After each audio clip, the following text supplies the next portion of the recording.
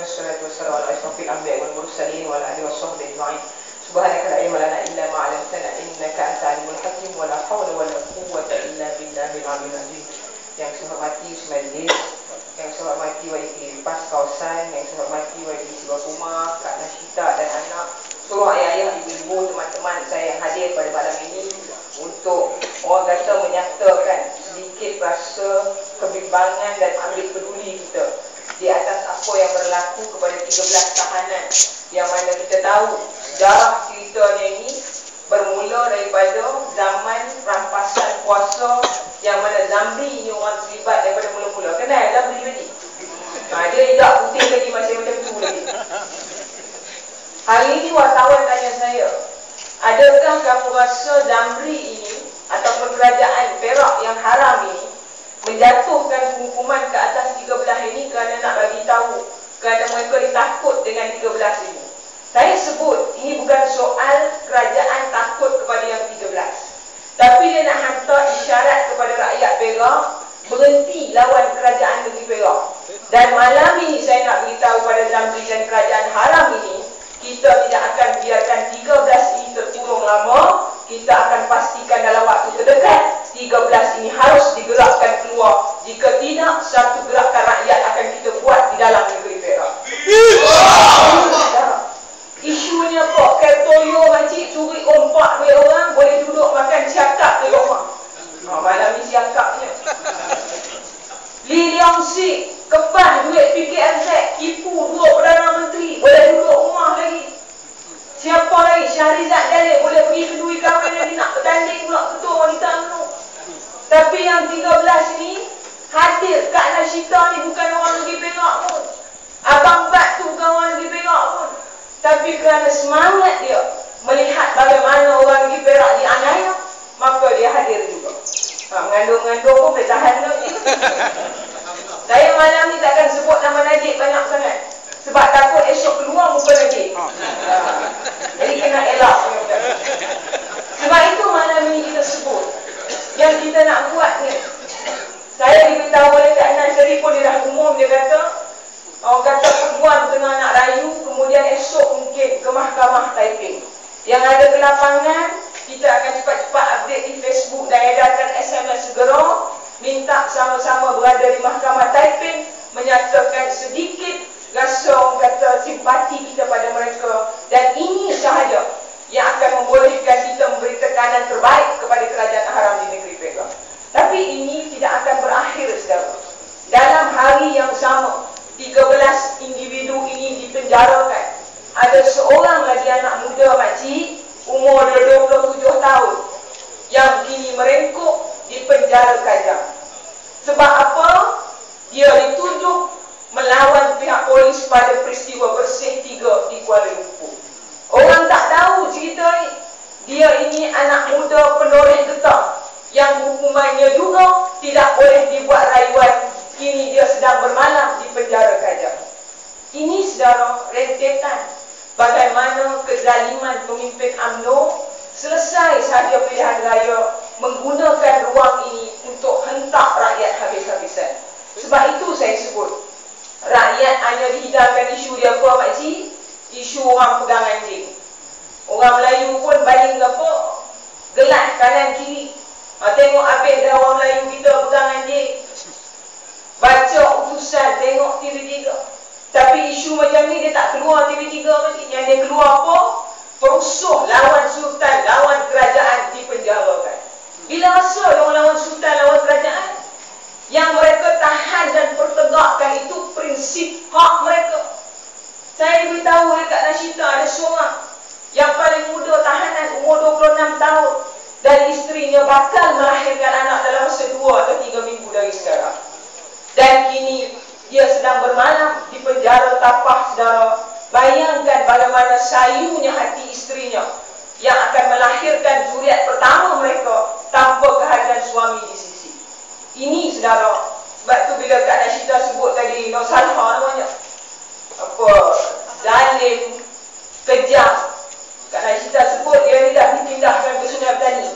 Saya kejap lagi nak telefon orang Sungai Petani cari rumah dia kat mana. Nak buat ceramah depan rumah dia, corong 20 kat dalam rumah dia.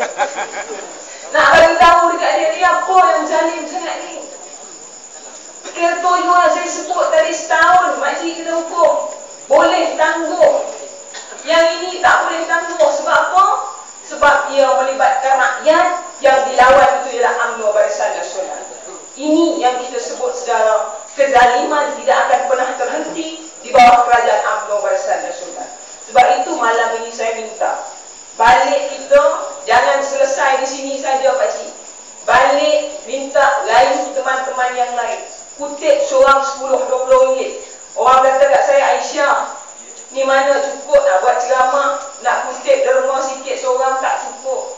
Saya kata isu dia bukan RM1, RM2, tapi isunya setiap duit yang rakyat bagi itu akan disusuli dengan doa, dan Allah dengar doa rakyat. Allah akan makbulkan doa kita dalam masa yang terdekat. Ini yang kita nak capai saudara. Sebab itu malam ini juga dalam isu 13 dan sebagainya, kita dah sentuh. Kemungkinan besok malam juga akan diadakan himpunan rakyat di depan penjara Tapah oleh individu-individu yang orang kata prihatin, yang mahu menyatakan solidariti mereka kepada 13 tahanan. Kelampangan jemput ke Tapah esok malam, kita sama-sama duduk kena botiau depan tu kedai makan besi. Orang kan jual kedai makan tu rampas tak apa, kita bagi dia kaya tak apa. Jadi ini semangat kita. Tapi apa saya nak sebut malam ini, dalam ruang dan waktu yang diberikan, saya suka untuk sebut dan berkongsi beberapa isu-isu terkini yang harus disampaikan dengan lebih lanjut kepada rakyat di bawah. Rakyat tahu sekarang isu dia kenaikan harga barang dan sebagainya. Naik minyak 20 sen pakcik. Ada seorang UMNO Tenging di Kota Baru. Dia bangun pagi pakcik. Umur pakcik ni 62 tahun. Dia UMNO seumur hidup. Dia pergi ke stesen minyak pagi tu. Dia isi minyak, dia pergi kaunter, dia kata, "Apa nak isi minyak 10 riyal," kata dia. Habis dia isi minyak, dia bayar kat kaunter tu 10 riyal 20 sen. Orang kaunter tu bagi dia pulang 20 sen. Lepas tu dia kata apa? Tengok mana dia naik 20 sen. Ni kata rakyat tipu, mana ada naik 20 sen. 10 riyal, hamba minta 10 riyal, hamba bayar. Ni makcik, kecerdikan orang UMNO hasil didikan pemimpin UMNO. Yang diajar pada rakyat 20 sen, bayar 20 sen. Hakikatnya hari ini saya umumkan pakcik, balik nanti tolong semak laporan bil elektrik bulanan anda. Buka laman web Parti Keadilan Rakyat. Ada satu aplikasi di sebelah kanan untuk semak jumlah sebenar bil elektrik yang seharusnya anda bayar.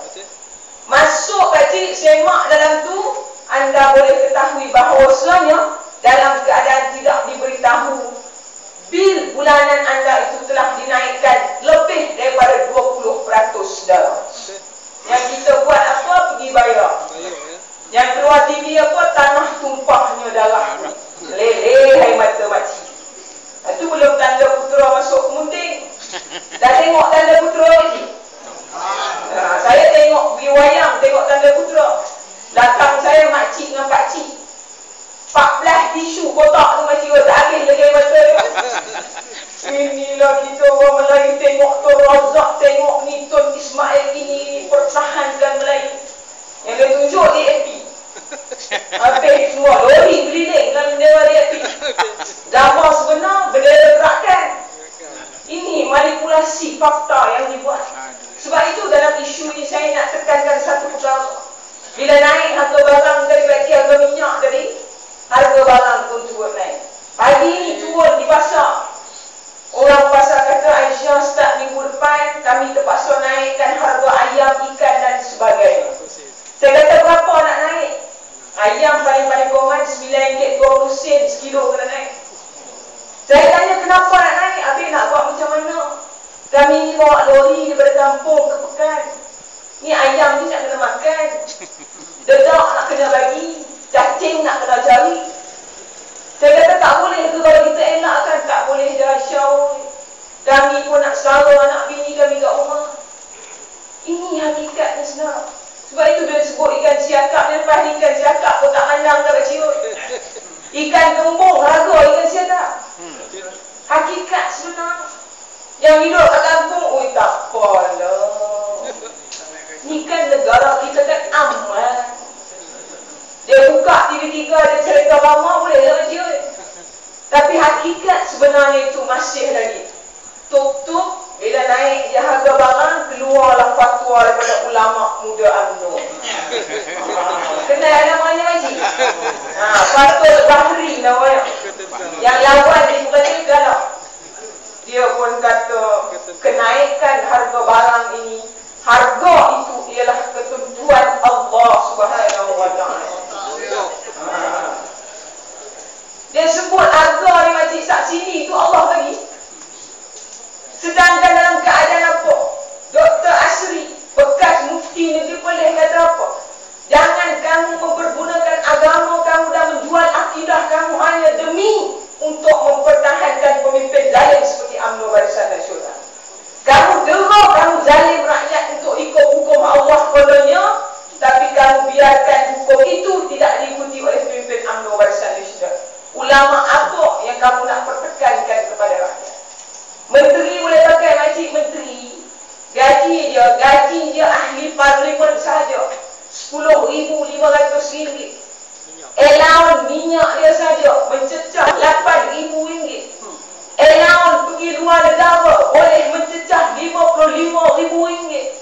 Hak beli sampai dan apa Datuk Seri Niza berkongsi dengan saya, menteri besar ini, isteri dia sampaikan jualan wanita tu pun perlu dibeli menggunakan duit kerajaan. Sampai ke tahap itu. Bagaimana mereka mempergunakan duit rakyat untuk kesenangan mereka dan akhirnya rakyat di peringkat bawah ditekan sehabisnya. Sebab itu dalam soal saya sebut yang kedua, saya yakin Wabi Sibakuma akan tambah nanti. Rakyat tidak sedar dan tidak tahu bahawasanya akan ada satu lagi perkara malapetaka paling besar yang akan menimpa rakyat Malaysia khususnya. Apa tu Makcik? Harga 2% naik bukan cerita. Harga barang naik bukan masalah.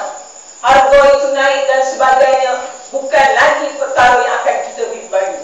Tapi perkara yang akan kita bimbang ialah Oktober 2013.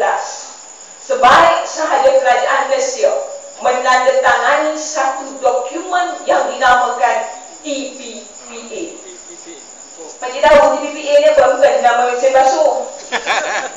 Ni TPPA ni Makcik. Kalau kata dia sign dia Makcik, tak ada tarikh luput. Dia sign sahaja Oktober 2013, bermakna rakyat Malaysia suka atau tidak suka, penjajahan ekonomi daripada Amerika Syarikat akan bermula masuk ke dalam negara kita. Saya nak sebut, UMNO kata pembangkang jahat, manipulasi fakta dan sebagainya. Mana ada kami buat perjanjian TPPA? Mana ada kami hadir perjumpaan untuk baca dokumen TPPA? Pakcik, rundingan telah dibuat sebanyak 17 kali di Brunei. Di mana akan ditandatangani? Di negara Brunei. Kalau menteri itu hebat, kalau dia kata pembangkang tipu, Pakcik tanya dia, kenapa di dalam enactment ataupun dalam syarat-syarat kelulusan itu ditulis bahawasanya dokumen yang ditandatangani hanya boleh dibaca oleh rakyat Malaysia selepas 4 tahun pelaksanaan. Dia dah laksana dulu Makcik, 4 tahun baru Pakcik dapat buku. Time tu dia dah sampai Z, Pakcik baru nak mula huruf A. Ini sekarang di mana zalimnya TPPA ni Pakcik saya nak sebut malam ni. Apa kata? Sign TPPA. Baik, kerajaan Malaysia sign. Itu yang pertama. Yang kedua, apa akan berlaku? Maka berbondong-bondong masuklah para pelabur luar daripada Amerika Syarikat, daripada setiap negara yang bersetuju dengan TPPA untuk masuk ke Malaysia. Mereka masuk ke Malaysia buka syarikat. Syarikat ini dinamakan Syarikat Pembekal Makanan untuk Rakyat Malaysia. Baik, dia buka syarikat makanan. Pakcik Leman dekat kampung buka syarikat krepek orang Melayu. Pakcik Leman orang Malaysia